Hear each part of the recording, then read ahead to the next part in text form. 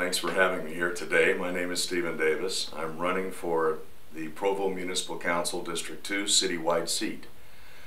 My platform is really very simple if stated in the easiest of terms, and that is I'm a consensus builder.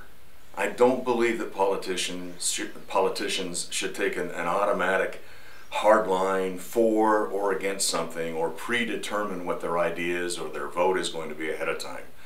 It takes listening. It takes listening to the public, it takes listening to experts, and then it takes good judgment to make sure that we make good decisions in everybody's best interest. So I'm a consensus builder.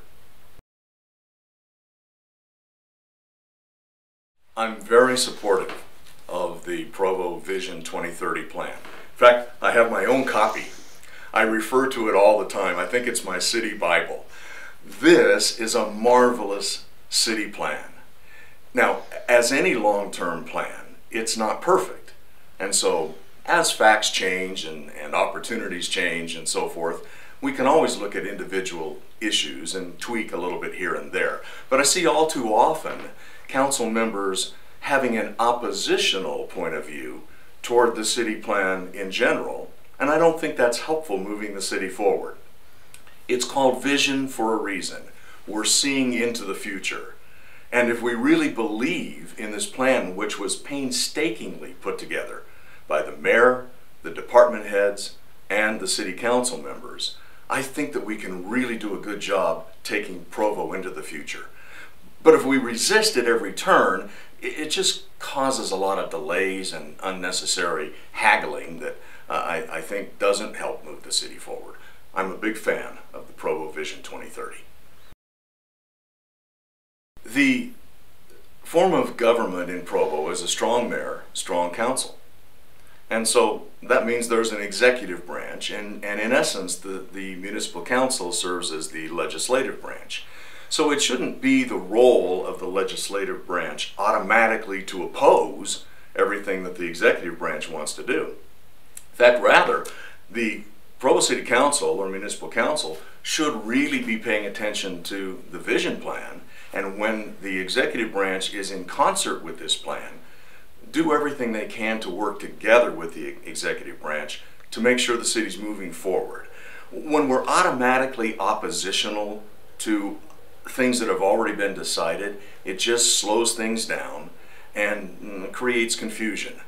I think the City Council could do a better job working more cooperatively with the executive branch. Not to automatically just pass everything that comes from the mayor's office, but to consider that it's a cooperative effort and to work together to make things happen.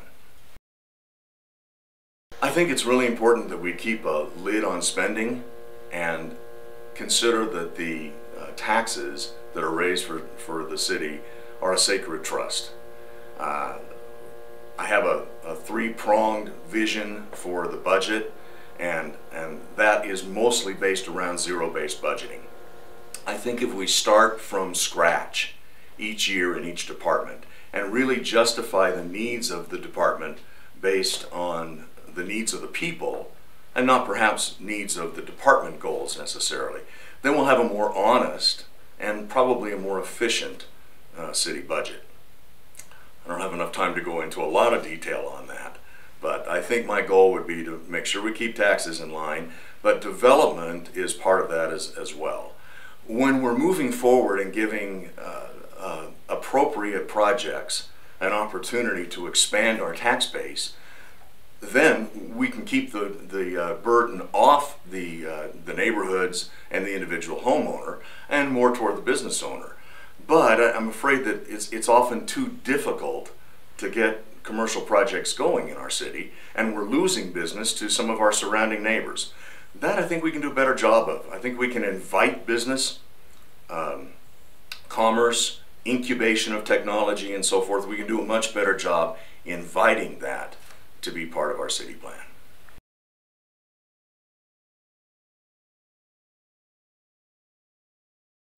In 1963, my mom, bless her soul, told me that we were going to a PTA meeting at my elementary school. Well, I went kicking and screaming, but I didn't want to go to any PTA meeting. As it turned out, the traveling Broadway company for the huge hit musical Carousel was making a presentation at the school that night. There was a single note struck on the piano, and the lead actor playing the role of Billy Bigelow began to sing the now famous song, Soliloquy. I wonder what he'll think of me. I guess he'll call me the old man. I guess he'll think I can lick every other fella's father. Well, I can. I was 9 years old, and I was absolutely in love. I was completely overcome by that experience. I wanted nothing else at that point at 9 years old than to find out how I could get on that stage, tell stories through music and drama. And since that time, in fact, 2 years later, I had the opportunity to play in a Hale Center Theater Glendale production in a little show called 5 on a Honeymoon, written by our dearly beloved Ruth Hale. Many, many years later, my own son played that same role in 5 on a Honeymoon, and I played his dad. Now, I've been in over 20 musicals in local theater, Hale Center Theater, the Grand Theater in Salt Lake, and many other venues, BYU. The rap tax is an opportunity for us to inspire a kid. Let's spend one thin copper penny of every $10 of tax revenue and give a kid a chance to be inspired. Whether it's music or theater, art, literature, sports, recreation, no matter what it is, if we can do a better job spending that one thin copper penny of every $10, who knows what we might inspire? Who knows the genius that might come from that? Who knows the lives that might be changed? I don't want rap tax revenues going toward more lawnmowers. All right, we got enough lawnmowers, we can mow the lawn. Let's inspire the kids. Let's give them the chance that I had in 1963 as a 9-year-old to be inspired with the beauty of music and art and theater. I think the budget intent statement is on the mark so long as it is following the Vision 2030 plan.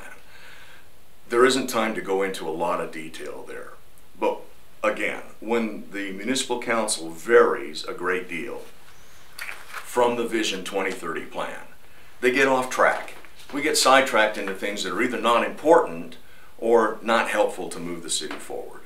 So as long as that is on target with the 2030 plan, then I'm in favor of it. And where it deviates a great deal, I think we need to look very carefully before we make wholesale changes in the plan that's already been put forward.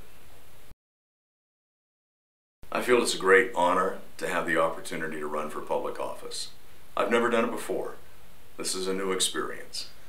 But to spend 4 years of my life, while I'm still relatively young and able, excited about things that are happening in Provo, and able to devote my time to making this city a better place for all of its residents, for all of the neighborhoods. Not just one side of the town or other, but every neighborhood. I've spoken to every neighborhood chair, and if not, I've left them messages.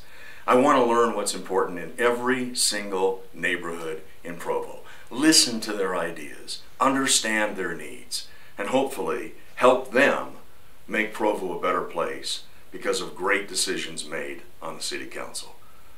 That's my goal. I hope you give me the opportunity to make it come true.